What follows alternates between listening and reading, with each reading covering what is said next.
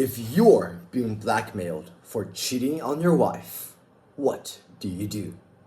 In the unique satirical short story The Whore of Mensa, Woody Allen parodies the detective genre. Employing wit and humor, he explores the absurdities of intellectual elitism and snobbery, as well as the struggles of loving the unconventional.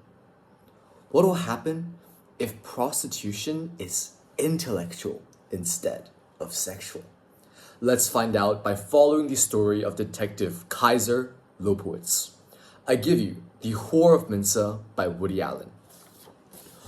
One thing about being a private investigator, you've got to learn to go with your hunches. That's why when a quivering pat of butter named Word Babcock walked into my office and laid his cards on the table, I should have trusted the cold chill that shot up my spine. Kaiser? Kaiser Lopowitz? That's what it says on my license. You've got to help me. I'm being blackmailed. Please. He was shaking like the lead singer in a Roomba band. I pushed a glass across the desktop and a bottle of rye I keep handy for non-medicinal purposes. Suppose you relax and tell me all about it. You won't tell my wife? Level with me, Word. I can't make any promises. I'm on the road a lot. You know how it is. Lonely.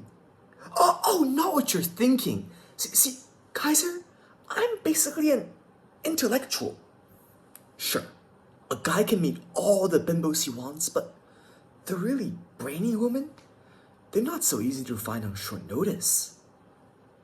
Keep talking. Well, I heard of this young girl, 18 years old, a Vassar student. For a price, she'll come over and discuss any subject. Proust, anthropology, exchange of ideas. You see what I'm driving at? Not exactly. I mean, my wife is great, don't get me wrong, but she won't discuss pound with me or Elliot. I didn't know that when I married her. See, I need a woman who's mentally stimulating, Kaiser, and I'm willing to pay for it. I don't want an involvement. I want a quick intellectual experience. Then I want the girl to leave. Christ, Kaiser, I'm a happily married man. How long has this been going on? 6 months. Whenever I have that craving, I call Flossie. She's a madam with a master's in comparative lit. She sends me over an intellectual. So, he was one of those guys whose weakness was really bright women. I felt sorry for the poor sap. Now, she's threatening to tell my wife. Who is? Flossie. They bugged the motel room. They got tapes of me discussing the wasteland and, well, really getting into some issues.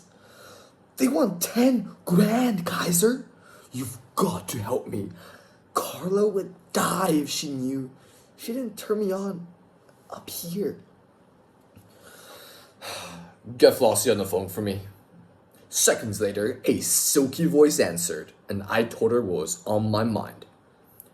I understand you can help me set up an hour of good chat. Sure, honey. What do you have in mind? I'd like to discuss Melville. Moby Dick with the shorter novels. What's the difference? The price. That's all. Symbolisms. Extra. What do it run me? 50? Maybe 100 for Moby Dick. You want a comparative discussion? Melville and Hawthorne? That could be arranged for 100. The dough's fine. I give her the number of a room at the plaza. You want a blonde or a brunette? Surprise me. Hardly an hour had passed before there was a knock on my door. I opened it, and standing there was a young redhead who was packed into her slacks like 2 big scoops of vanilla ice cream.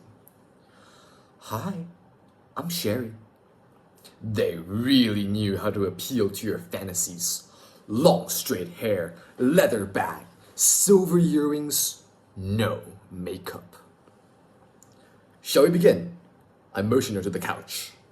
She lit a cigarette and got right to it. I think we could start by approaching Billy Budd as Melville's justification of the ways of God to men, n'est-ce pas? Interestingly though, not in a Miltonian sense. I was bluffing.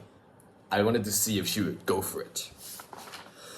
No, Paradise Lost lacked the substructure of pessimism. She did. Right, God, you're right. She was barely 19 years old, but already she had developed the hardened facility of the pseudo-intellectual. She rattled off her ideas glibly, but it was all mechanical. Whenever I offered an insight, she faked a response. Oh yes, Kaiser, yes, baby, that's deep. A Platonic comprehension of Christianity. Why didn't I see it before? We talked for an hour and then she said she had to go. She stood up and I laid a C note on her. Thanks, honey. There's plenty more where that came from. What are you trying to say? Suppose I wanted to have a party. Like, what kind of party? Suppose I wanted Noam Chomsky explained to me by 2 girls. Oh, wow! If you'd rather forget it, you'd have to speak with Flossie. It cost you. Now is the time to tighten the screws. I flashed my private investigator badge and informed her it was a bust. What? Better come clean, baby. Don't turn me in, Kaiser. I needed the money to complete my masters. Oh, Christ. It all poured out. The whole story. Central Park West upbringing, socialist summer camps, Brand died. She was that girl, penciling the words, yes, very true, into the margin of some book on Kant. Only somewhere along the way, she had made a wrong turn. Then take me to Flossie. The Hunter College bookstore's up front. You'll see. Okay, sugar, you're off the hook, but don't leave town. I walked into the Hunter College bookstore. The salesman came up to me. Can I help you? Sherry sent me. Oh, in that case, go on back. He pressed the button, a wall of books opened, and I walked like a lamb into that bustling pleasure palace known as Flossie's. Red flocked wallpaper and a Victorian decor set the tone.